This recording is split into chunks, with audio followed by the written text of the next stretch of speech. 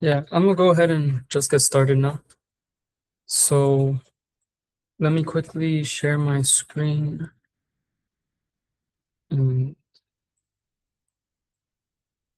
yeah, so hello guys, welcome. Thank you guys for coming.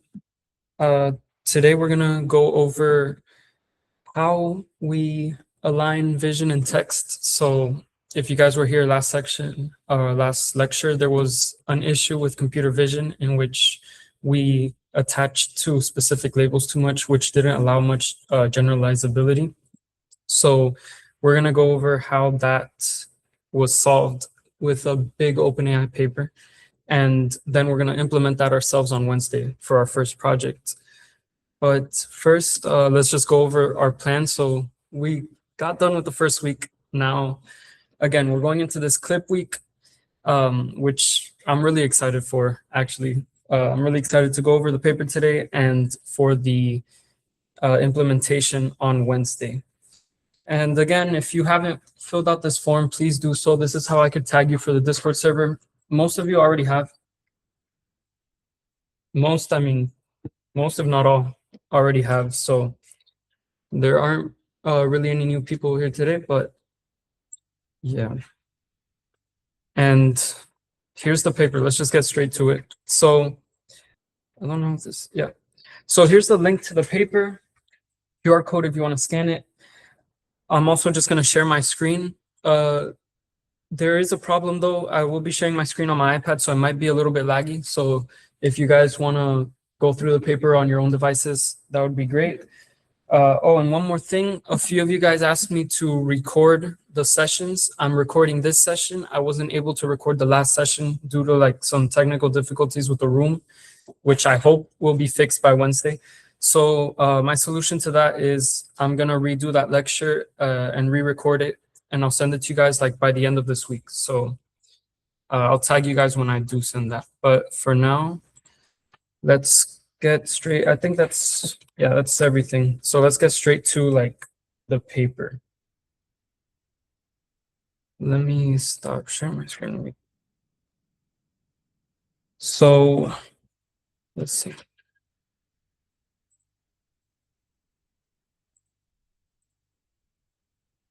All right, so I'm going to be sharing my screen through my iPad.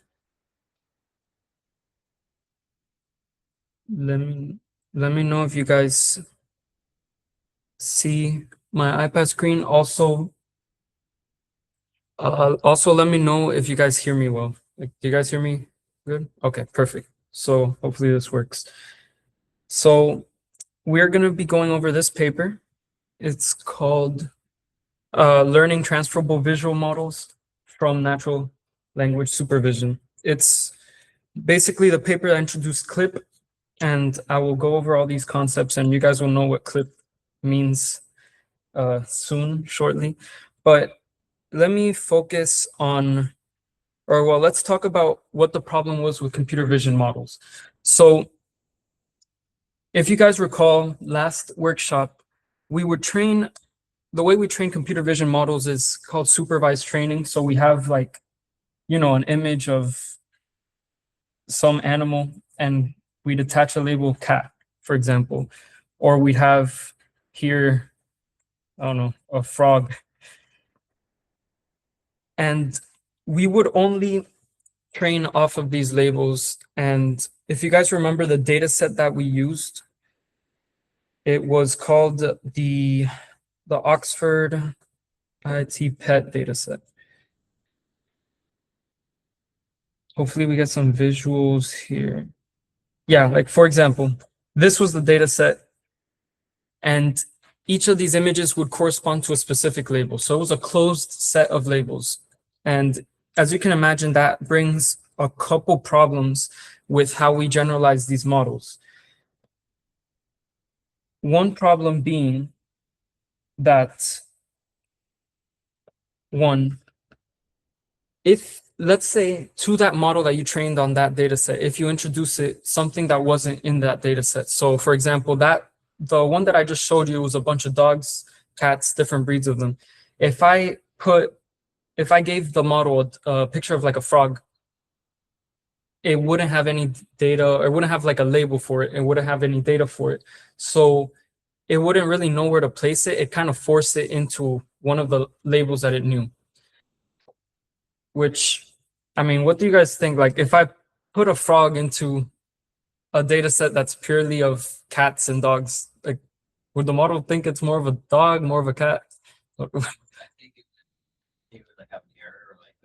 It would probably kind of like have like a very even distribution of, oh, I think the probability of it being a cat is like 10% or for 50% in this case. It wouldn't really know what to do. So again, it's not, we can't generalize it. And then another problem would be the just like the cost of these data sets. Again, we have to collect these images, and we have to have someone put like the specific label to them. So when I say cost and when I say expense, I mean it takes a lot of time to go through these data sets manually and kind of give them the labels so that the model could learn them. So these are two big problems that we had with computer vision up to this point.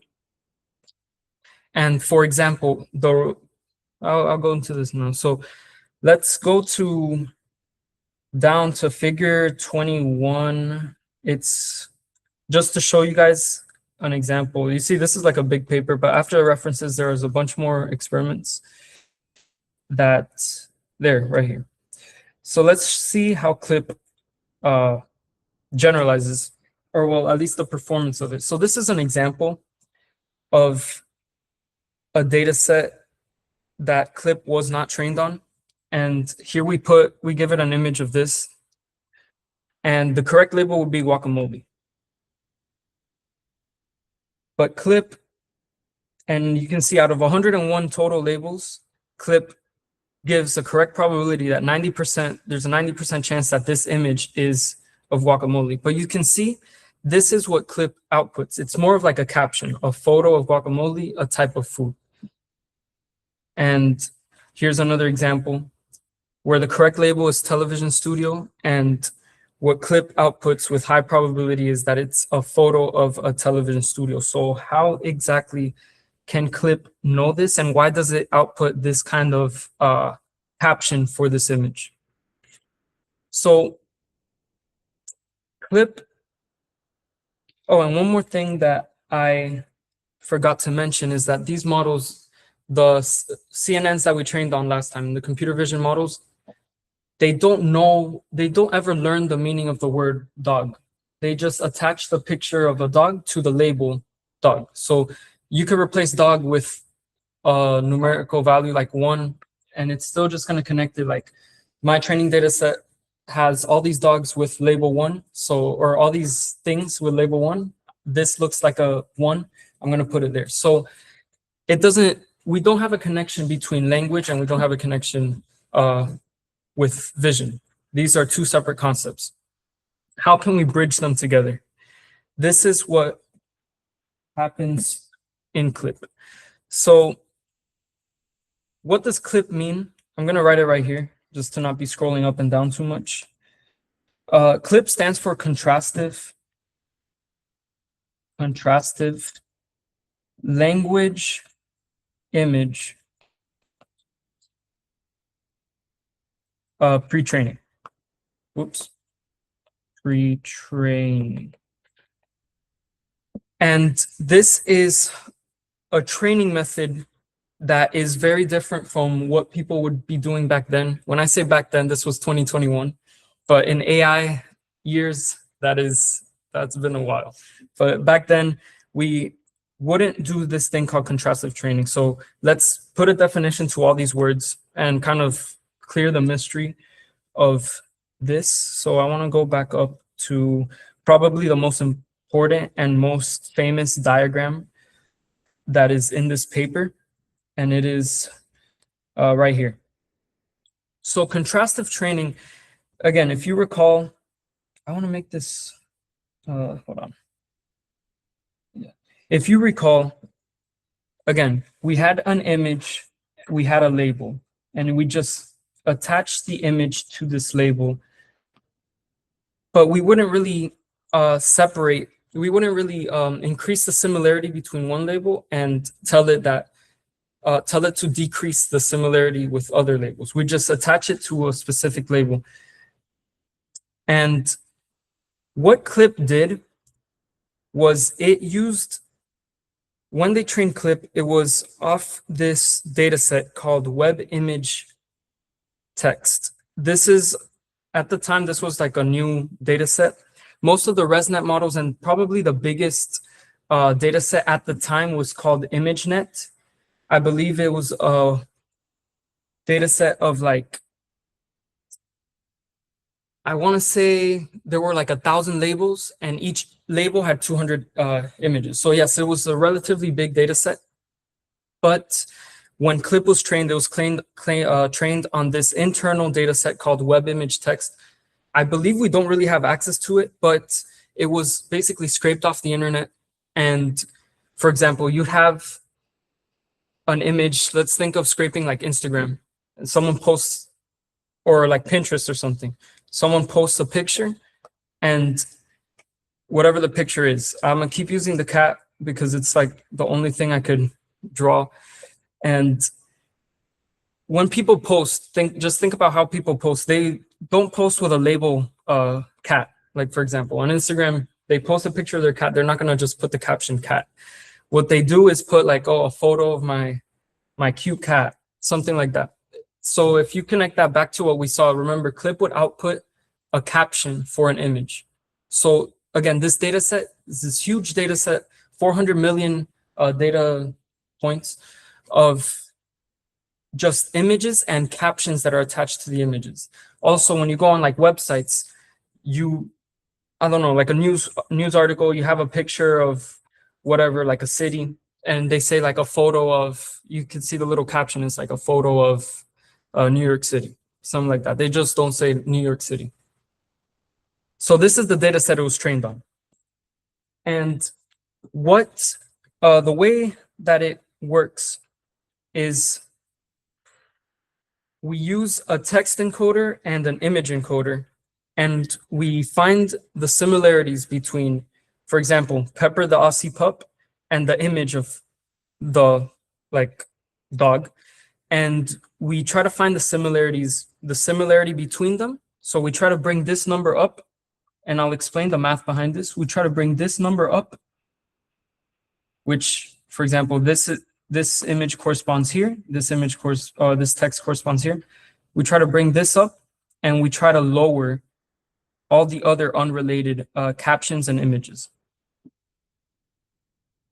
And just so you guys can visualize this, right?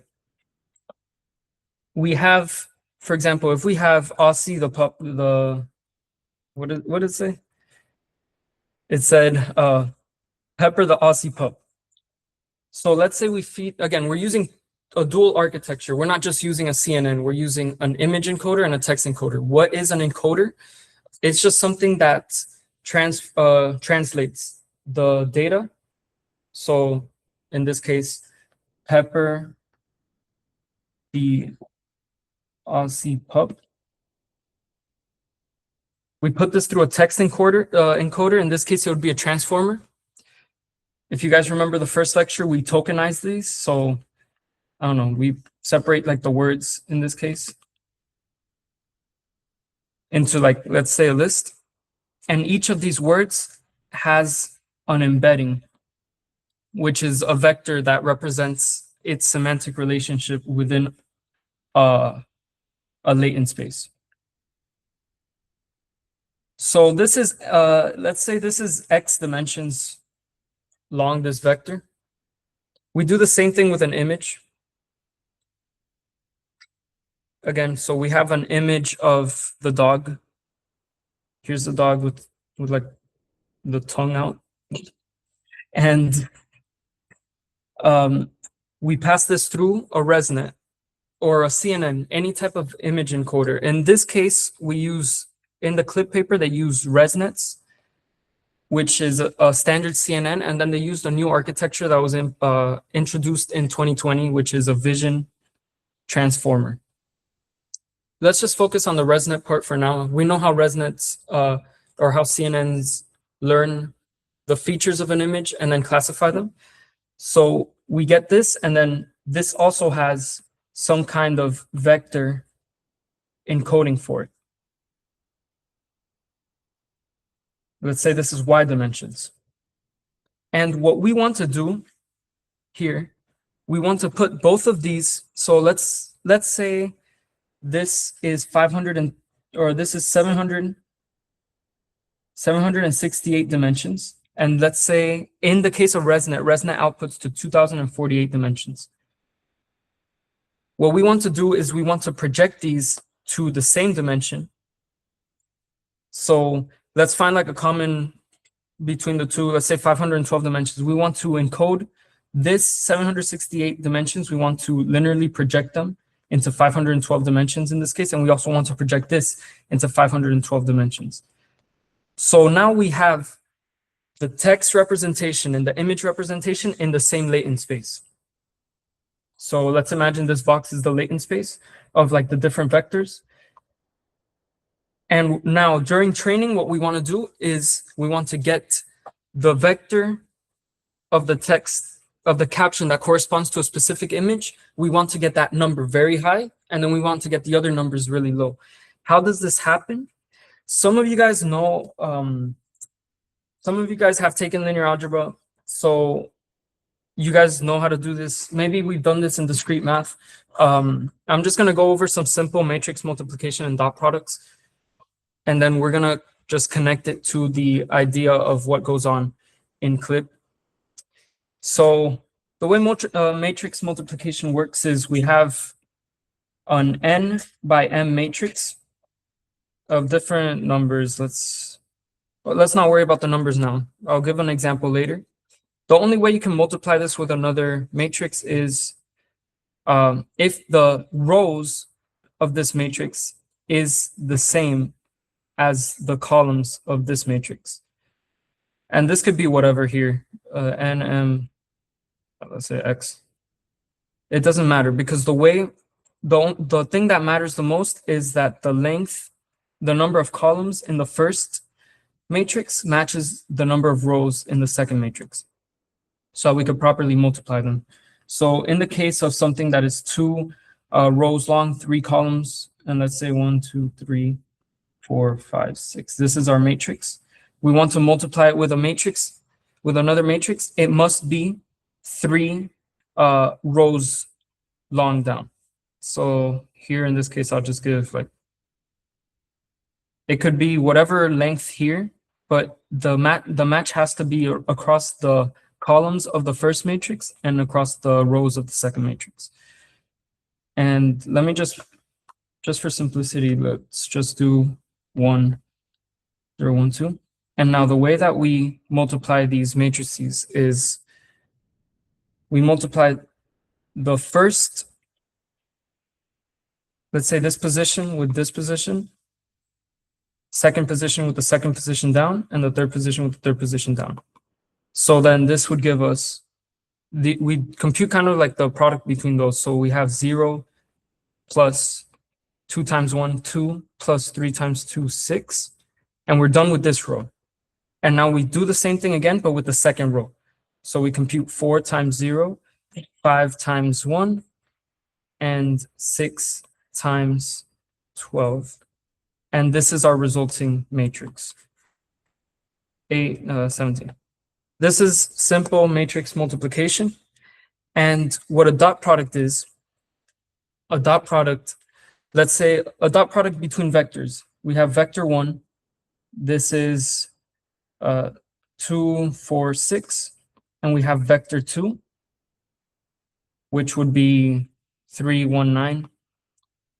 The way we compute a dot product between these two, a dot product is nothing more than V1 dot product V2 is equal to V1 matrix multiplied with the transpose of V2. A transpose is we basically get this. You see how this is going down the column? We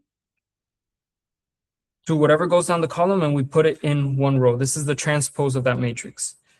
Another example of a transpose would be like 2, 1, 3, 4. This transposed would be 2, 3, 1, 4. So you see, whatever goes down a column goes across the row. So again, we do the matrix multiplication between that. So that would be 2, 4, 6 times 3, 1, 9. And this would output a scalar value, which is just a non-vector value. So we have 2 times 3, which is 6, 4 times 1, which is 4, and then 6 times 9, which is 54. And whatever that gives us, 64. This is the scalar value we get out of that. Why is that important? A dot product basically tells us the relation between two different vectors. So a way you guys can visualize this, we have vector 1, it's, let's say 0, 1. And then we have vector 2, which is 0, 3. These vectors represent these points in a 2D space. They are 2D. Why? Because we have two rows, so they're two-dimensional. Vector 1 is 0, x, 1, y. And then vector 3 is 0, x, 3, y. If we multiply these together and we do a dot product between these, we get the value 3. 0 times 0 plus 1 times 3, 3. But if we have a vector, a v3, for example, and it's equal to 2, 0, or let's say it's equal to 1, 0, this vector basically tells us, and let me change the color here. This vector is x1, x equals 1, and y equals 0. So again, if we think about latent spaces, different positions in a latent space mean more correlation. So, and let's think that the direction that a vector is pointing at means that they are correlated. So, for example, these two vectors, v1 and v2, are correlated. They gave us a high correlation. But if we do a dot product between v1 and v3, we get 0 times 1, which is 0, and then 0, and then, well, 0 times 1 again, which is 0. We get 0. So again, a dot product would kind of define that these two vectors aren't pointing in the same direction at all. They're not on the linear plane at all. This happens because, well, we have a 90-degree angle here. And if we visualize this in a neural network, we can say that a vector pointing in this direction has nothing to do with a vector pointing in this direction. And then if we have a vector pointing in this direction, it would give us a negative number, but it'd still be related. It'd be maybe the opposite. So we can think about this as maybe here in this vector would represent happy. This vector would represent sad. And then this vector would represent like airplane, not something unrelated. This is the operations that happen in here. So again, we encoded the images and we encoded the text into the same dimensional latent space. And what we do from there is, well, we normalize them. We normalize the vectors, which means that some vectors might be, think of like length 5. Some vectors might be of length 8. What we want to do is, we don't care about the magnitude of these vectors. We care about the direction. The direction tells us how similar they are. So this is also called the cosine similarity. So we normalize these vectors so that they're just between 0 and 1. So we only compute their similarities. And then we just, we dot product. We do a dot product between them. So here, let's say this image is 0, 3. And this text is encoded as like 1, 4.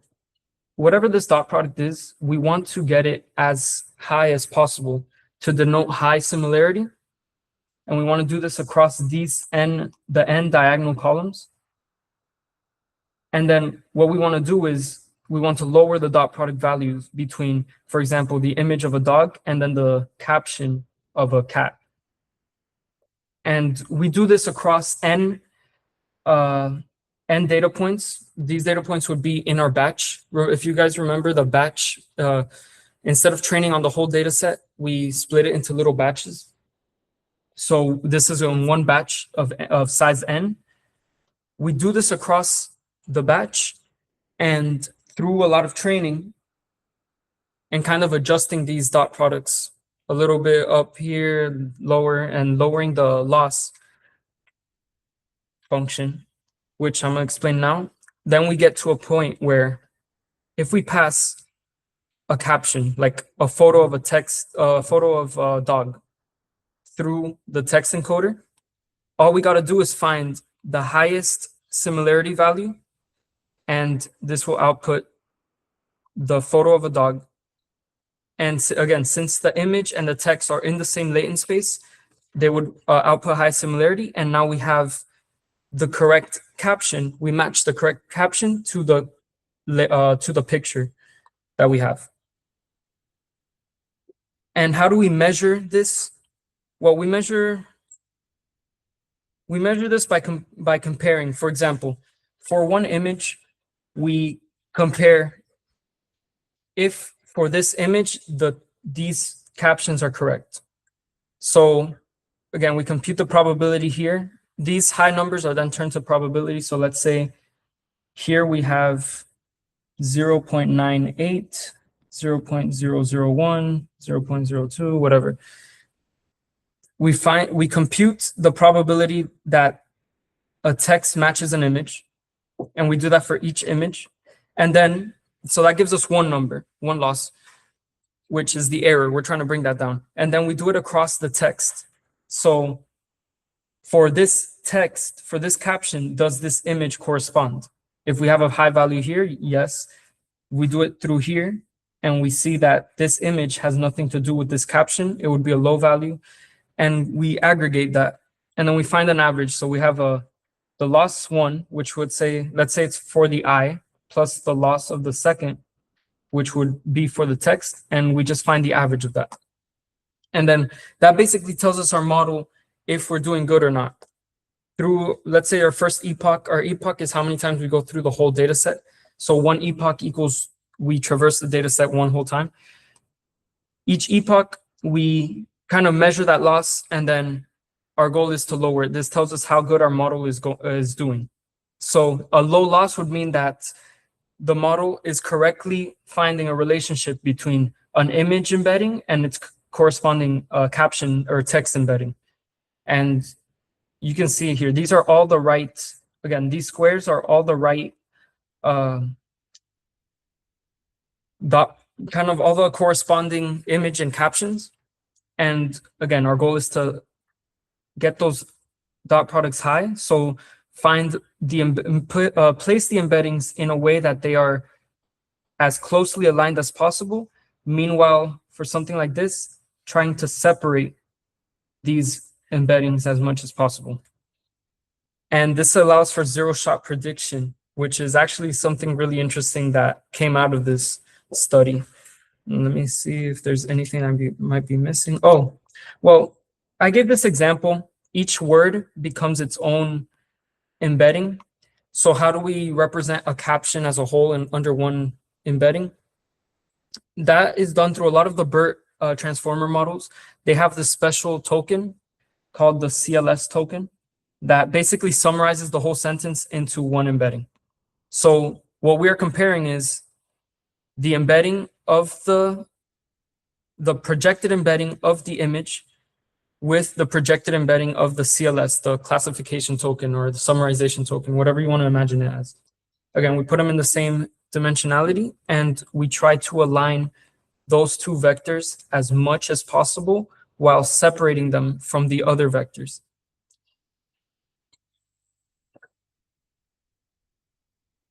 And yeah, we talked about the loss function. I want to talk about how they tested this. So the way that they tested this, we're going to go through a lot of the graphs here, and you're going to see how powerful this model was. Here is some pseudocode. Again, we have some image encoder, which is the ResNet or the vision transformer. Let's focus on the ResNet, and the text encoder. And remember, our images are of size number of batches.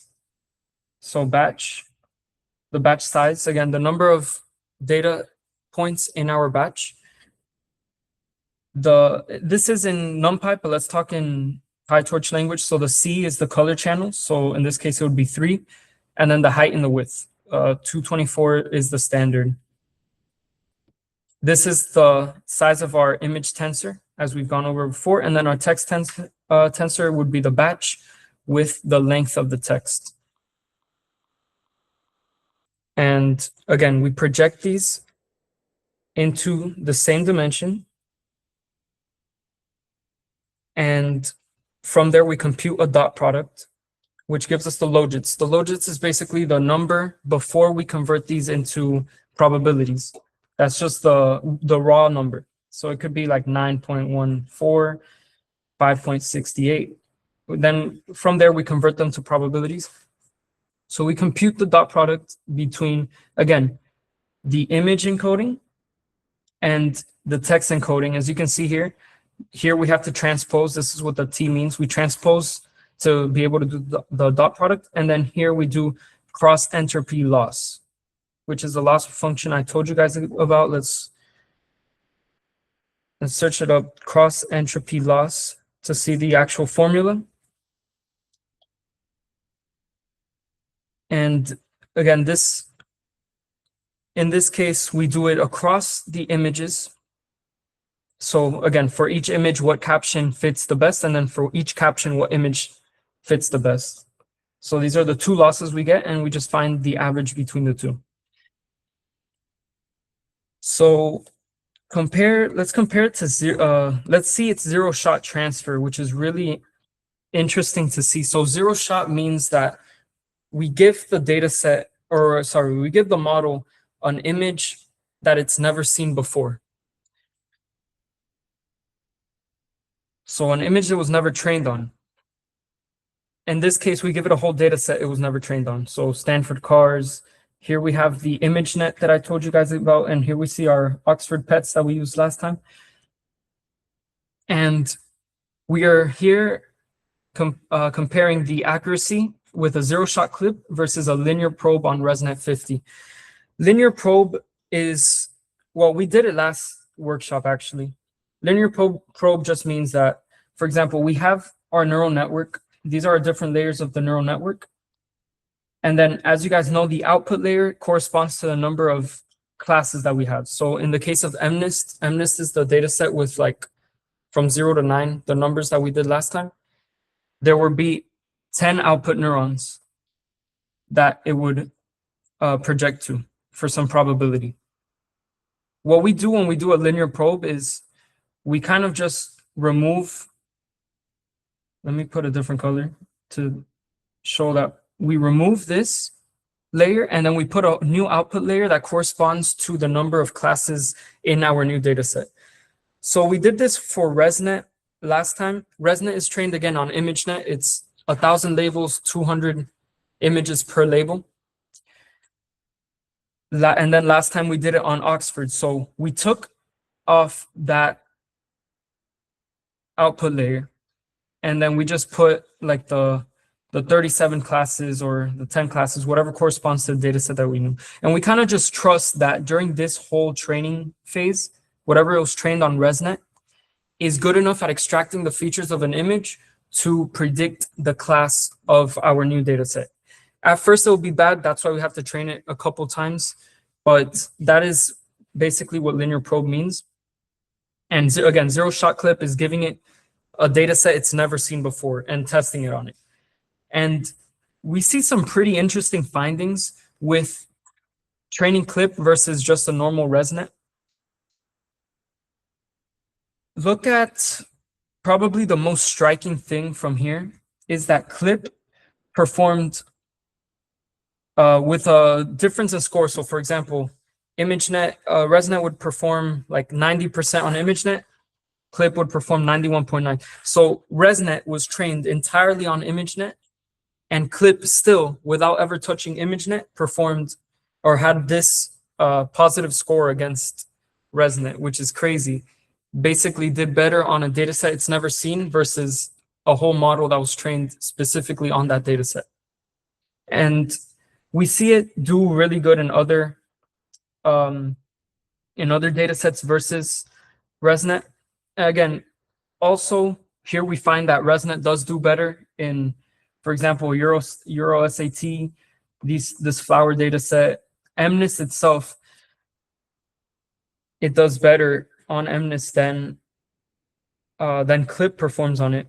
This is really interesting. And the reason why ResNet still does better on these, so just to say, this just shows that CLIP isn't like the end all be all, but it is like the state of the art for some of these models up here, or for some of these data sets up here. And well, again, it performs better on ImageNet than ResNet, which was solely trained on ImageNet itself.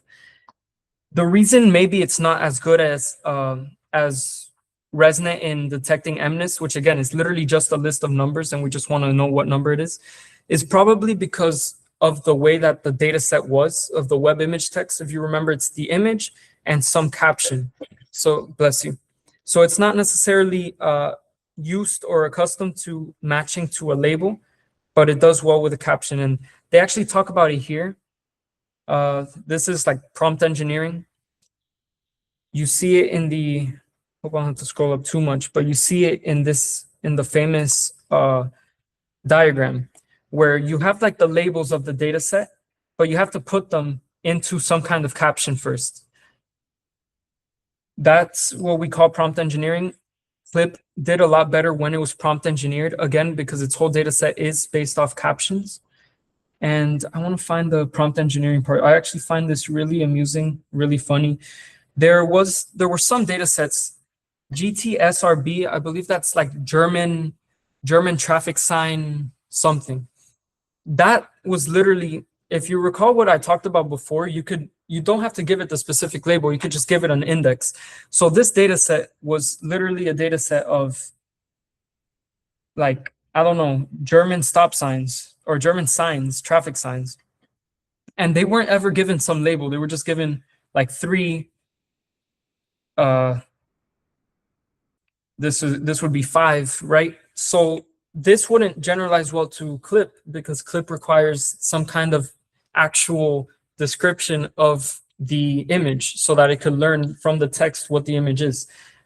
So here it was really expensive, as I like to say, like the human training or the human labeling of the data. They talk about that some data sets like Flower 102 and that German data set, they don't include a mapping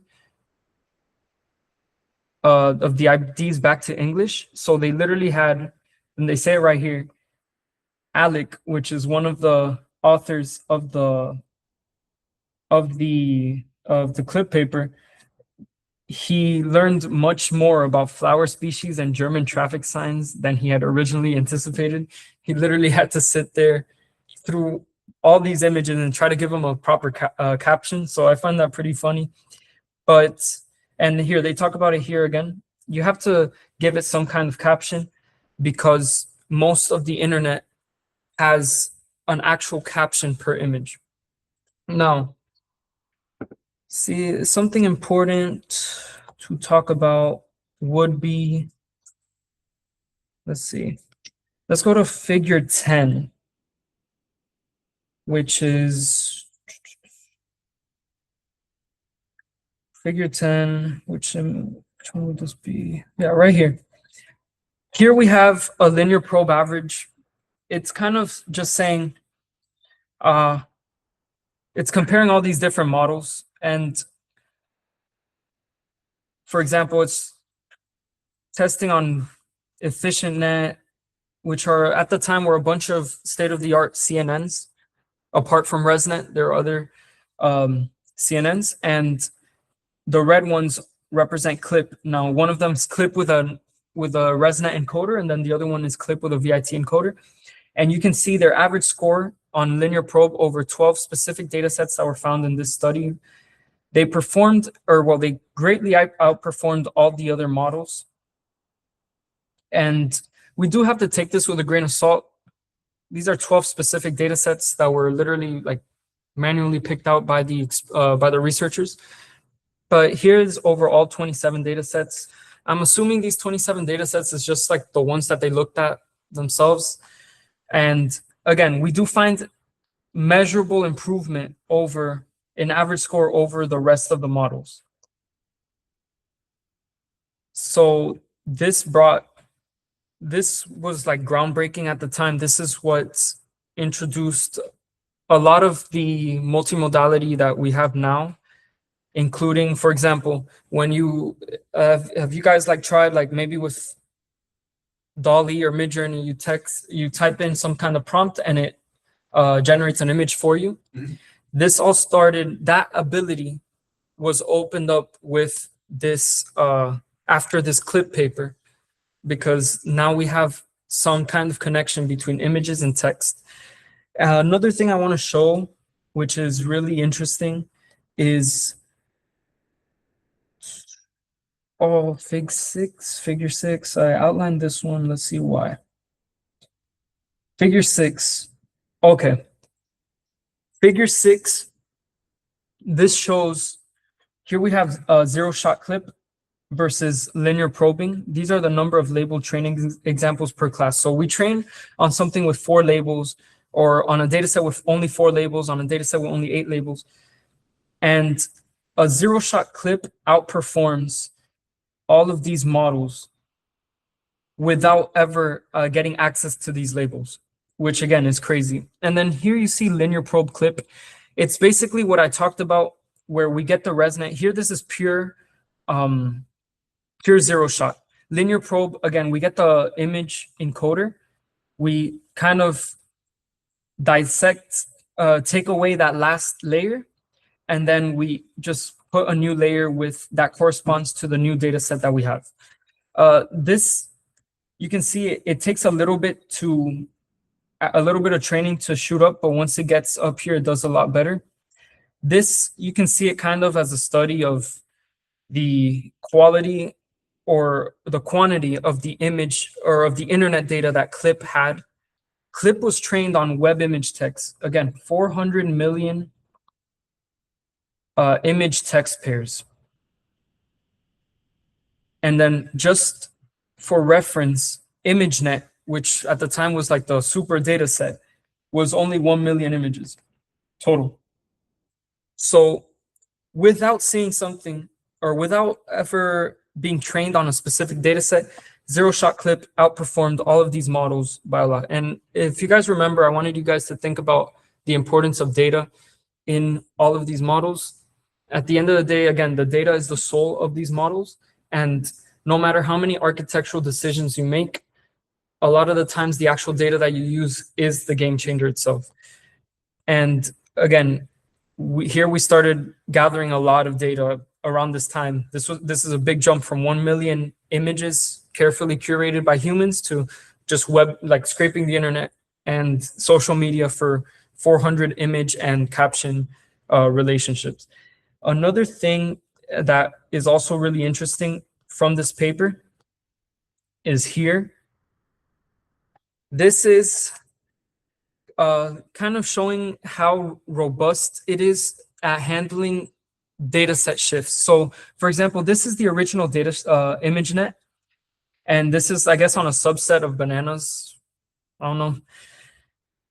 And on ImageNet, ResNet 101 performed at a 76.2% accuracy, and zero-shot clip performed at a same thing, 76% accuracy, which again is crazy.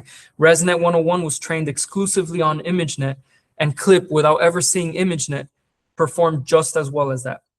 But now, just to show you guys, remember we talked about how narrow these computer vision models were before. We work on some kind of distribution of the data set. So this is ImageNet v2. Literally, some dude said, I'm going to go through each image of ImageNet and try to create my own version of it. So it's not the exact picture of ImageNet, it's some variation of it. So here we have, I don't know, for example, here with the fruits, this is like the professional ImageNet, whatever. This is trying to replicate it. So it's not the exact same data ImageNet was trained on. And you see ImageNet's accuracy goes down. And well, so does clip, but at a much smaller rate. And then here we have ImageNet R. These look more like drawings and things of that. Again, replicating ImageNet, but with another distribution. In this case, drawings.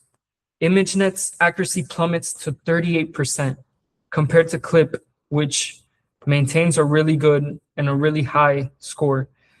And here's another example. ImageNet, it's just ImageNet sketch. It's just literally ImageNet being a sketch. So no color, nothing. ResNet had no idea what to do with it. Performed at a 25% accuracy, but clip still was able to generalize to a 60%. Again, not that high 70 something percent that I had at first, but the drop off isn't as big as something like ResNet. So again, this shows how robust and how it handles different shifts in data. Again, because it learns the actual captions and it learns the actual meanings of the text that is attached to the data instead of just connecting it to some label. And then as well as how big the data set it was given originally was. And we can talk about, I guess, broader impact that this had. They have in the paper as well, broader impacts. Here we focus again, the whole data set was on the internet. So there were some tests on bias regarding like race, gender, age. This is all really interesting to look at and also careful to watch out for when we're training our models and we give them high amounts of data. It is important that this data, we try to minimize the bias of it. So again, the whole internet is filled with a bunch of things posted by us humans. We all have our different biases. And depending on where you get your data from, you could get drastically different results, especially from a sociological aspect. For example, here we have like some numbers when we test clip on different crime-related and non-human related categories and what genders or what races it attaches different categories to. And that's pretty much the importance of clip. We analyzed the paper. We saw the math behind the most important bits of it, which is, again, how it was created. Let me go back up to the official diagram. So again, we encode text, we encode image. Actually, let me draw this out. When we are to build this ourselves on Wednesday, how we would go about this, we have our text, or we have some image, and then we have some text. Let's just say AI Guild in it. And this, I don't know, this would be like a picture of us in the classroom, whatever. We want to encode this. We want to pass this through an image encoder. So what we have to do is, well, we get, in this case, let's get ResNet 50. We're going to use ResNet 50. And remember, ResNet 50, it's a bunch of layers of CNNs. They're all interconnected, whatever. And then it goes to one big output layer. Remember, we want to kind of lobotomize this output layer. We don't want this. We just want to get the dimensionality of the final hidden layer. Same thing with the text. I'll put the text in green. We're going to use some kind of transformer. A transformer is just a text encoder. We're going to go over transformers later on, but just think of ChatGPT, for example. Here we have a transformer. And again, we encode all the tokens, whatever, and then we have a specific dimension. So for example, the output of most BERT models is 768 dimensions. That is the dimensionality that best describes language that they found through research. And then ResNet, it would be 2048 dimensions. So we have to put in some kind of what we call a projection head, attach it to the encoders. And what we want to do is reduce this dimensionality to 512 dimensions and, well, 512 dimensions as well. Again, this basically places the vectors inside the same latent space. And from there, we have to do all of the dot products. So again, for every image, there is some text. And we compute the dot product here. And then let's say we have another image, we put it here. This, we want to lower this value, et cetera, et cetera. Think of the diagonal as the values we want to raise up, and the other ones, the non-diagonals, as the values we want to lower. Once we compute these dot products through a lot of training and training on a specific data set, we want to compute the loss. So again, we want to compute the loss. So for every image or for every text, we see if it matches the image. So that would be loss 1. And then we have loss 2, which would be for every image, we check if the caption corresponds. So then we get loss 1 plus loss 2, we average it out. And this is how we measure the validity of our model. And yeah, so I want you guys to think of specifically this part, that if you get something from all of this, is that we want to encode both image and text into the same latent space, so that when we train that latent space, we have similar images and captions together and different images and captions far apart. So this whole architecture right here is what we are going to build on Wednesday. This whole thing here is what we will build on Wednesday. And we're also going to perform some tests on it, some metrics. So we're going to do recall. For example, recall at K. This basically means that we want to see, if you guys remember the beginning of this whole paper reading, we went till after the references. There was a cool graph that showed this. So here, the way we test this, we give a bunch of captions and we see which caption has the highest probability and where it ranks. So we're going to see the rankings, our average rankings, as the closer to 1, the better.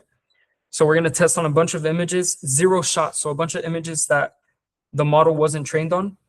And we're also going to, again, try to lower the loss function. And yeah, also a cool thing we can do with this model is we can do semantic search, which is something I want to apply on Wednesday. So we have an image, we have a set of images in the data set. So n images, and we want to put in our own caption. So photo of fly. And from the caption that we input, we want the n or the x, the k most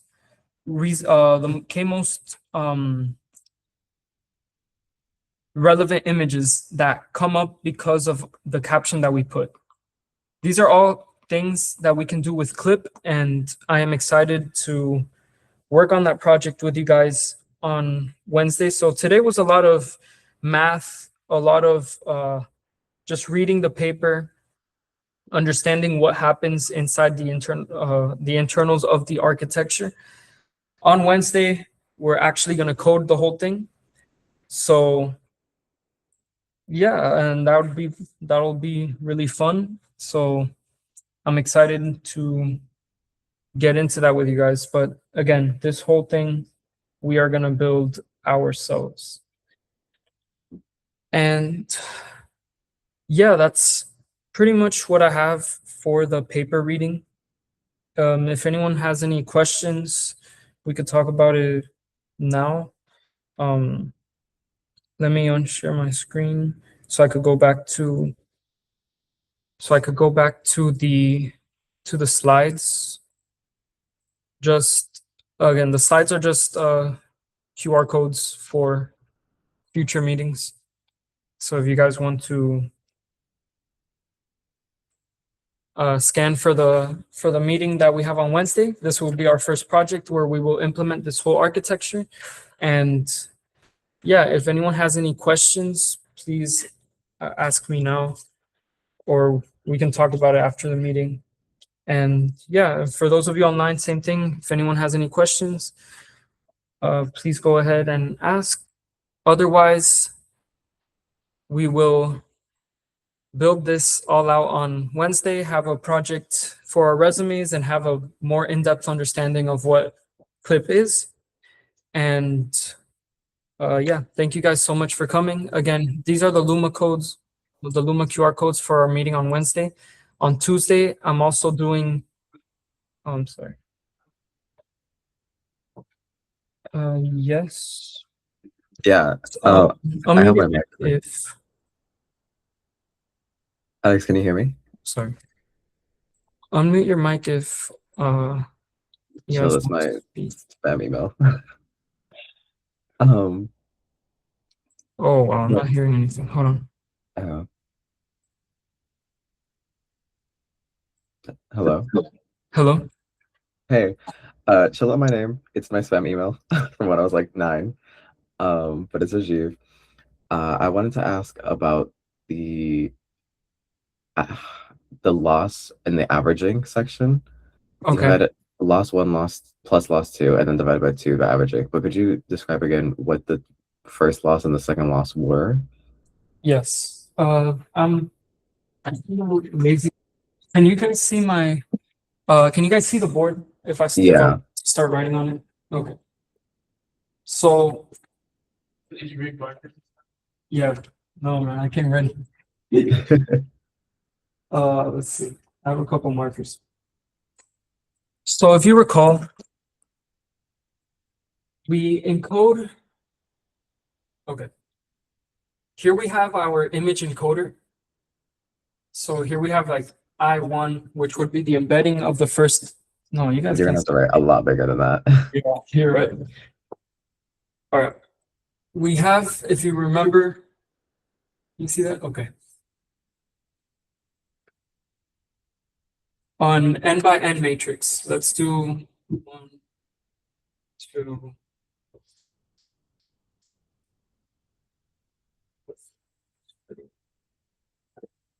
Okay, this is a 4 by 4 matrix. So here we have image 1, the embedding for image 1, the embedding for image 2, the embedding for image 3, and image 4. And here we have the text embeddings. Can you see? Yeah.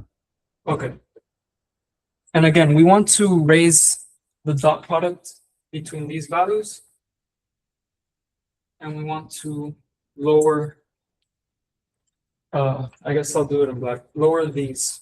You can imagine. So again, image 1 corresponds with image 2, or with text 2. Image 2 corresponds with the text embedding 2. So when we do our loss function, all of these are values, different values. So this could be, again, 9.1.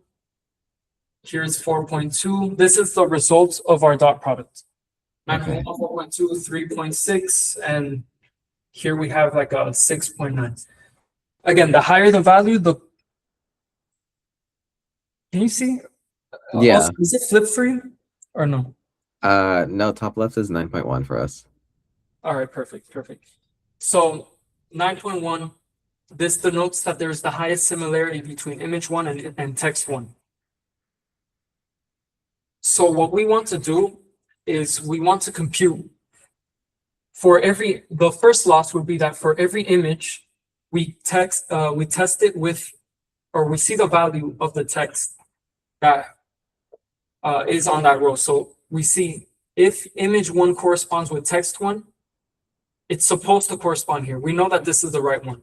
So what we want to calculate is how, basically, when we turn these into probabilities, we want to make sure that we want to know how high or how close to 100% is this probability compared to the rest, if that makes sense. So if we were to do a softmax on this, so this all turns into a probability. Here we have, for example, 90%. This would have like 10%, or no, that's a terrible example, 3%, 3%, and what's the remaining? 4%.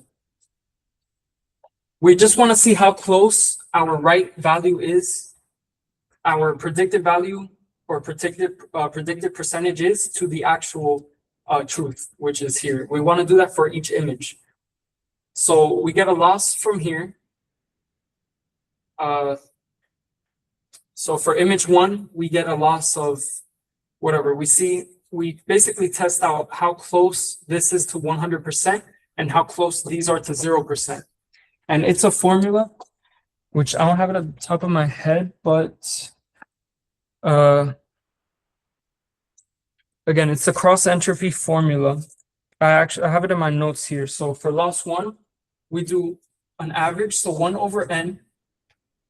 N would be the number of rows that we have, or the number of columns. It's an n by n matrix. And we do the summation from I equals 1, I being the row, to, well, n. And the equation is the negative log of the softmax. So this is e to the, in this case, e to the I over the summation of e to the I. Okay. This formula, what it's basically saying is, again, how close is the right value to 100%? And then here, how close is this value to 100%? How close is this one to 100%? And how close are these to 0%? This is basically saying how close are we to the ground truth. And we do that, we find a number for each image. So we compare image to text. So for this image, does text 1 represent it well? It's supposed to be as close to 0 as possible. We mathematically measure that. For this image, for image 4, how close is caption 2 to it? It should be as close to 0 as possible. Same thing here, and then we measure how close it is to 100% here. That gives us the first loss. So we measure how good images are, or how good images are at matching with a specific caption. And then we do the same thing, but for the text. So we do how close or how well does this caption correspond to the image it's supposed to match to. Again, this is as close to 100 as possible, and this would be as close to 0 as it can get. And we compute that for each text. And now we have a second loss, and we just want to find the average of the two, so we just divide it by 2. So try to think of it as as we want to see how much the error is, we want to compare for each image. For this image, how close is this text, or for this image, how much does this caption correspond to it? For this image, how much does this caption correspond to it? For this image, how much does this one correspond to it? And we give some numerical value to it. Mm-hmm. And we do that for each image. And then for the text, for this caption, how much does this image correspond to it? For this caption, how much does this? So as you can see, we're doing a loss through the x-axis, through here, and then a loss through here. And we basically find the average of that loss, and that is our total loss. And we want to bring that as low as we can in training. Another question then. When you go throughout the x and y axes for loss 1, image to text, and then loss 2, text to image, you're adding those together? You're doing, like, what is, yeah. because So I know you're going from image 1 Mhm. through all the text values, but how does that end up equaling L1? We add the losses. So this is a summation. We compute basically the negative log of the softmax. So again, remember these values are, again, here was 9.1. Mhm. So we convert all of these values to some probability distribution. That's what the softmax is. Mhm. So again, this would be 0.9 or 90%, 0.03, 0.03, 0.04. We passed, and then we basically add them up.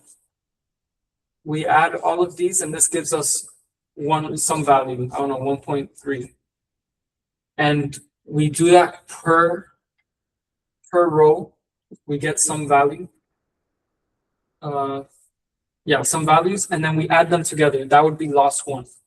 And then we do the same thing down here. So it's 0.9, let's say here it's like 0.04 or whatever, 0.03, the probabilities that we end up having. And we add them down each row. Then we add them in total, that's loss two.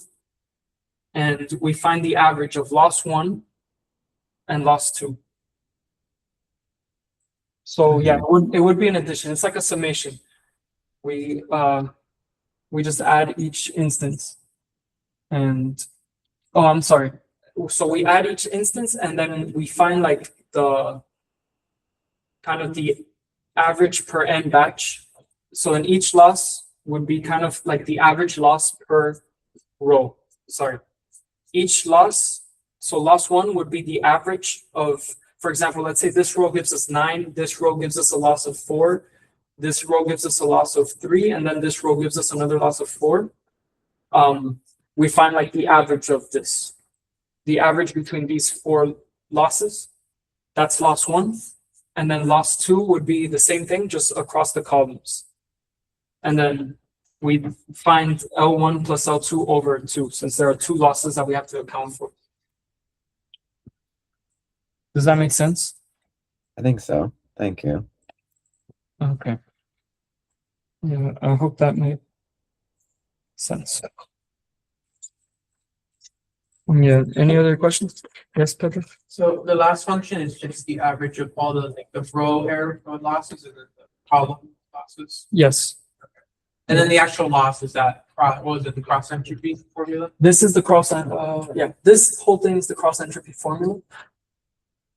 And we are basically doing cross entropy throughout the rows, and that would be our loss one. Cross entropy throughout the columns, which would be L2. And then we just find the average of those 2 losses. And that would give us a picture in total of how well our model is generalizing